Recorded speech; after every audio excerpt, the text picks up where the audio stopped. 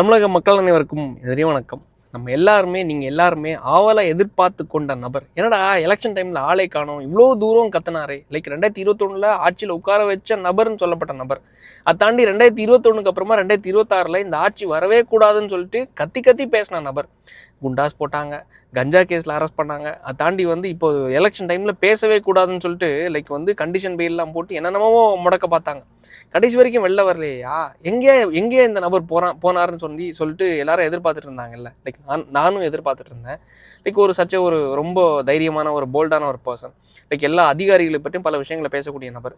இந்த டைமில் இல்லாத ஒரு விஷயம், ஆட்சி மாற்றம் நடந்ததுக்கு அப்புறமா இல்லாத அந்த அவரோட ப்ரெசன்ஸ் இல்லாத ஒரு விஷயங்கிறது எல்லாருக்கும் ஒரு தேடுதல் ஒரு ஒரு பாயிண்ட் ஆஃப் வியூ கொடுத்துருச்சுங்கிறது என்னோட பார்வை.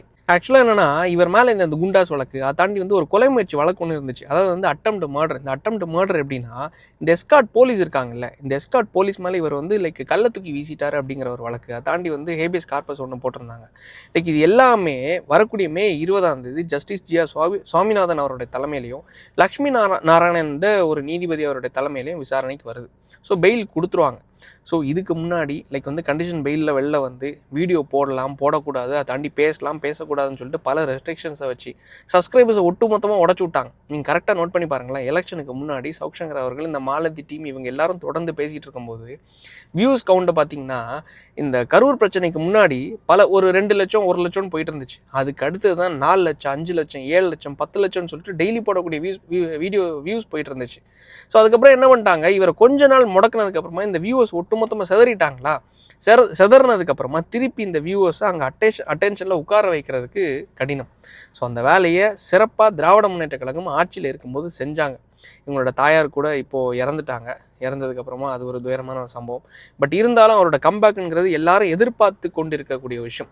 லைக் பல விஷயங்களில் லைக் உருட்டுறாரு, பேசுகிறாரு, தைரியமாக உண்மையை பேசினார், இல்லை தைரியமான விஷயங்களை லைக் பதிவு பண்ணுறாரு. பல விஷயங்கள், வெளியே தெரியாத விஷயங்களை வெளில கொண்டு வந்திருக்காரு. அதை தாண்டி இந்த அதிகாரிகளோட விஷயங்கள், பல விஷயங்களை கொண்டு வந்ததாக இருந்தாலும் சரி, ஒரு தரப்பு என்னன்னா அவர் பொய் சொல்கிறாரு, இன்னொரு தரப்பு என்னன்னா உண்மை சொல்கிறாரு, இன்னொரு தரப்பு என்னன்னா அவர் போல்டாக பல விஷயங்களை வெளிக்கொண்டு வர்றாருன்னு சொல்லிட்டு பல தரப்பட்ட மக்கள் அவரை பின்தொடர்ந்துட்டு தான் இருக்காங்க.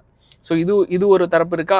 ஸோ வரக்கூடிய மே 20 அப்புறமா அவருக்கு ஒரு நல்ல நேரம் பிறக்கும் அப்படிங்கிறது நானும் நம்புகிறேன். மக்கள் எல்லாரும் நம்புகிறாங்க, விரும்புகிறாங்கங்கிறது நானும் நம்புகிறேன். ஸோ எல்லாரும் பேசணும், இல்லை பேசுகிறதுக்கான உரிமை எல்லாருக்கும் இருக்குல்ல. ஸோ நீ பேசக்கூடாது, அவங்க பேசக்கூடாதுன்னு யாருமே ரெஸ்ட்ரிக்ட் பண்ணக்கூடாது. இது திமுக ஆட்சியோட இதுக்கான முற்றுப்புள்ளி வைக்கப்பட்டதுங்கிறது நான் நம்புகிறேன். இந்த ஆட்சியில் எல்லாருக்கும் பேசுறதுக்கான ஒரு உரிமை கொடுக்கப்படும் என்றும் நான் நம்புகிறேன். அதே தாண்டி இன்னொரு விஷயம் என்னென்னா, திமுக அண்ணா திமுக கூட்டணி இன்றைக்கி ஃப்ளோர் டெஸ்ட் ஒன்று நடந்துச்சு அசம்பிளியில். யாருக்கு பெரும்பான்மை காணிக்கிறது. லைக் எடப்பாடி அவர்கள் ஒரு ப்ரெஸ் மீட்டில் பதிவு பண்ணியிருந்தார். அதாவது அதிமுகவுக்கு டிவிகேக்கு 107 சீட்டு தான் இருக்குது, 106 சீட்டு தான் இருக்குது. இவங்க 108 சீட்டில் ஜெயித்தாங்க, ஒரு தொகுதியில் தோத்துட்டாங்கன்னு சொல்லிட்டு ஃபஸ்ட்டு பதிவு பண்ணியிருந்தார். அதுக்கடுத்து இல்லை தோக்கல்ல, இவர் திருச்சியில் ரிசைன் பண்ணிட்டாரு. ஸோ ரிசைன் பண்ணதுக்கப்புறம் திருப்பி அதில் 107 சீட்டு வந்துடுது. ஸோ 107 சீட்டு வந்ததுக்கப்புறமாவும் இவங்களுக்கு பெரும்பான்மை இல்லை. திமுக போட்ட அவங்க கொடுத்த இந்த கூட்டணி கட்சிகளான இந்த கம்யூனிஸ்ட்டு, அதை தாண்டி இந்த விசிகாவை அமுச்சு விட்டதுக்கு அப்புறமா தான் திமுககாரங்க ஏற்கனவே சொல்லிட்டு இருந்தாங்க, நாங்கள் போட்ட பிச்சையில் தான் டிவிகே ஆட்சி அமைச்சிருக்காங்க அப்படின்னு சொல்லிட்டு. நாங்கள் அமுச்சு விட்டனால நீங்கள் ஆட்சி அமைச்சிருக்கீங்க, இல்லைனா கவர்னர் இந்நேரம் 10 வாட்டி யூட்டன் போட வச்சிருப்பாரு அப்படின்னு சொல்லிட்டு அவங்க ஒரு விமர்சனத்தை வச்சுட்டு இருந்தாங்க. அதே மாதிரி எடப்பாடி அவர்கள் இன்றைக்கி ஒரு விஷயத்தை பதிவு பண்ணார். அதாவது என்னன்னா, இவங்களுக்கு பெரும்பான்மை இல்லை, அவங்க கொடுத்தனால தான் இவங்க ஆட்சி அமைச்சிருக்காங்க அப்படின்னு சொல்லிட்டு. அதை தாண்டி இன்றைக்கி உதயநிதி அவர்கள் இன்றைக்கி உள்ள பேசியிருந்தார். வெளியே இருந்து ஆட்சி அமைக்கிறதுக்காக நீங்கள் குதிரை பேரம் பண்ணிட்டு இருந்தீங்க, வேற ஒரு கட்சியோட எம்எல்ஏவை லைக் முகம் மறைச்சு நீங்கள் உள்ளே கூட்டு லைக் ஆதரவு, அதாவது டிடிவி தினகரன் அவருடைய கட்சியிலேருந்து ஒரு எம்எல்ஏ நீங்கள் முகம் மறைச்சு உள்ள ஆதரவுக்காக லெட்டர்லாம் வாங்கி உள்ளே கொண்டு வந்தீங்க. ஸோ இது மாதிரி பல குதிரை பேரங்கள் நடந்திருக்கு. அப்போ தான் தெளிவாக ஒரு விஷயத்த விஜய் அவர்கள் பதிவு பண்ணார். இது குதிரை பேரம் ஆட்சியெல்லாம் கிடையாது, குதிரை வேகத்தில் மக்களுக்கான சேவை செய்கிறதுக்கான ஒரு ஆட்சின்னு சொல்லிட்டு ஒரு நல்ல ஒரு பதிலை கொடுத்துருந்தார். ஆக்சுவலாக என்ன விஷயம்னா, இவங்க எல்லாருமே இன்றைக்கி ஃப்ளோர் டெஸ்ட்டில் என்ன நடந்துச்சுன்னா, கிட்டத்தட்ட 47 எம்எல்ஏக்குன்னு நினைக்கிறேன். 47 எம்எல்ஏக்கள் ஏடிஎம்கே சார்பில் வெற்றி அடைஞ்சாங்க. இதில் கிட்டத்தட்ட 25 எம்எல்ஏக்கள், பாதிக்கும் மேற்பட்ட எம்எல்ஏக்கள் யார் பக்கம் இப்போ இருக்காங்கன்னா, தமிழக வெற்றி கழகம்.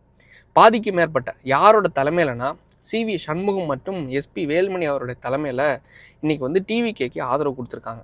இதுக்கப்புறம் பேசுவ நீ அப்படின்னு சொன்ன மாதிரி நீ போட்ட பிச்சைடா அப்படின்னு சொல்லிட்டு.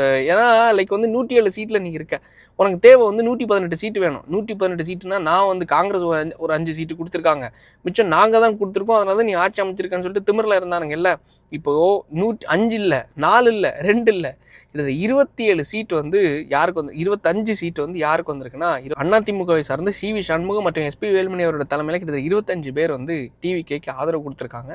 ஸோ ஒரு பெரும்பான்மையான ஒரு ஆட்சியா, லைக் அதிகாரத்திலையும் பங்கு ஆட்சியிலையும் பங்குலாம் சொல்லியிருந்தாங்கல்ல, ஸோ எல்லாருக்கும் பிரித்து கொடுப்பாங்க அப்படிங்கிறத நானும் நம்புகிறேன்.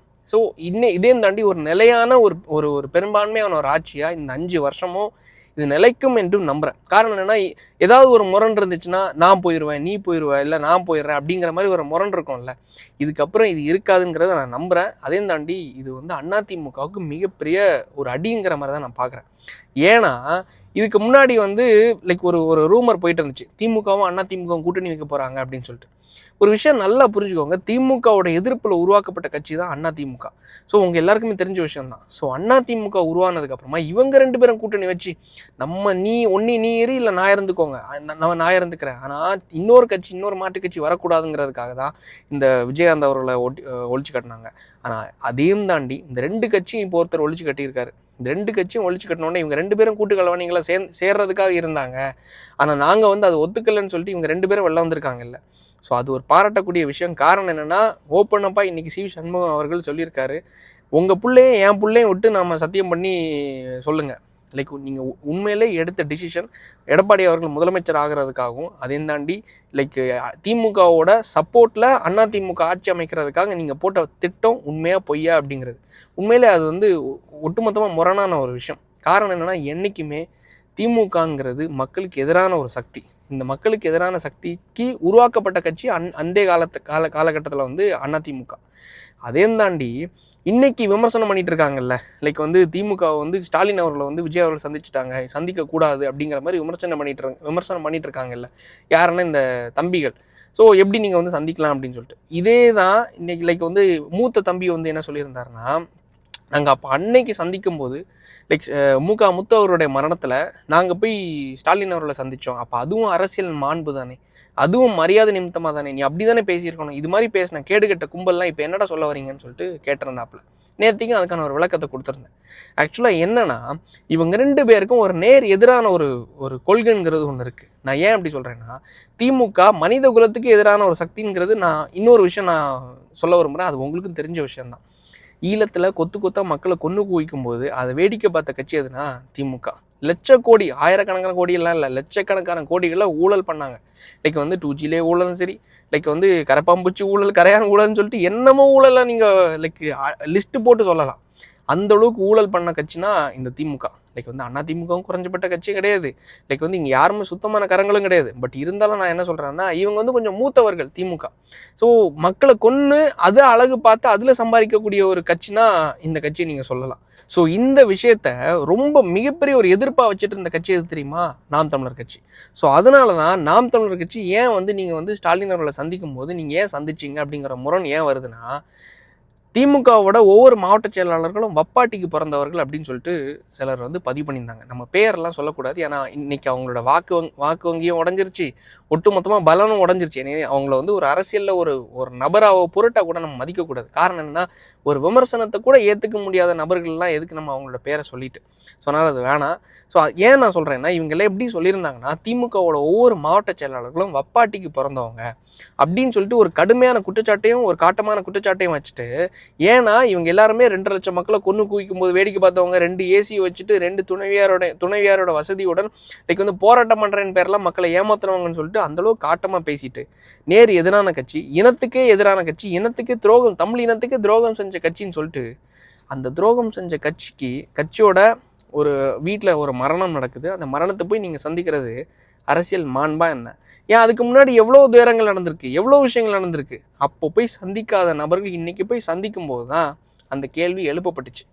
விஜய் அவர்கள் போய் சந்தித்தது மரியாதை நிமித்தமாக, தான் ஒரு சிஎம் ஆகிட்டாரு, முதலமைச்சர் ஆகிட்டாருங்கிறதுக்காக ஒரே நாளில் வைகோ அவர்களை சந்திக்கிறாரு, அன்புமணி அவர்களை சந்திக்கிறாரு, ஸ்டாலின் அவர்களையும் சந்திக்கிறாரு. இவங்க எல்லாரையும் சேர்த்து தான் சந்திக்கிறாங்க. சும்மா போய் நேராக போய் சந்தித்து பேசிட்டு அவங்கள மட்டும் சந்திச்சுட்டு வரல. சந்திச்சுட்டு வந்திருந்தா கூட யார் முதலமைச்சர்? இந்த கிரிட்டிசிசம்லாம் லைக் வந்து குற்றச்சாட்டே எப்படிடா குற்றச்சாட்டு வைக்கிறதுங்கிற மாதிரி கண்டென்ட்டுக்காக தேடக்கூடிய நபர்களுக்கு வந்து இதை கண்டென்ட் ஆக்கலாமா அதை கண்டென்ட் ஆக்கலாமான்னு சொல்லிட்டு யோசிச்சுட்டு இருப்பாங்க. சரி, என்னதான் இருந்தாலும் பரவாயில்ல, எல்லாருக்கும் பசிக்கும் இல்லை. நேற்றுக்கு நம்ம சொன்ன மாதிரி ஏதோ பேசிட்டு போகட்டும், விஜய் அவர்களை வச்சு சம்பாதிச்சுட்டு போகட்டும். பட் இருந்தாலும் இன்றைக்கி வந்து நான் சொல்ல விரும்பின ஒரு விஷயம் என்னென்னா, தமிழக வெற்றி கழகம் மிகப்பெரிய ஒரு பெரும்பான்மையை நிரூபித்து இன்னைக்கு ஆட்சியில் உட்கார்ந்துருக்காங்க. ஆட்சி அதிகாரத்தில் உட்கார்ந்து ஒரு நல்ல ஒரு தமிழ்நாட்டோட ஒரு இன்ஃப்ராஸ்ட்ரக்சர் டெவலப்மெண்ட்டுக்கான ஒரு நல்ல ஒரு ஆட்சியாக மக்களுக்கான ஆட்சியாக அமைப்பாங்க என்று நம்பியும் அதையும் தாண்டி வரக்கூடிய மே 20 திரு சவுக் சங்கர் அவருடைய என்ட்ரி எல்லாரும் எதிர்பார்த்துட்டு இருக்கக்கூடிய லைக் வந்து இவர் என்னைக்குடா வருவார் அப்படின்னு சொல்லிட்டு வரக்கூடிய மே 20 பெயில் கொடுத்துருவாங்க அப்படிங்கிறத நான் நம்புகிறேன். காரணம் என்னென்னா, ஒட்டுமொத்தமாக லைக் இதுக்கு முன்னாடி கண்டிஷன் பெயில் கொடுத்துருந்தாங்க. ஸோ இதுக்கு அடுத்ததாக வந்து ஒட்டுமொத்த விஷயத்தையும் தளர்த்து அவருக்கான ஒரு பெயிலை கொடுத்து குரலொலியை போன ஆட்சியில் ஒடுக்குற மாதிரி இந்த ஆட்சியில் ஒடுக்க மாட்டாங்க என்று நம்பியும் பெரும்பான்மையோடு ஆட்சி அமைச்சிருக்கீங்க. நல்ல ஒரு மக்களுக்கான ஆட்சியை அமைப்பீங்க என்று நம்பி விடைபெறுகிறேன். நன்றி, வணக்கம்.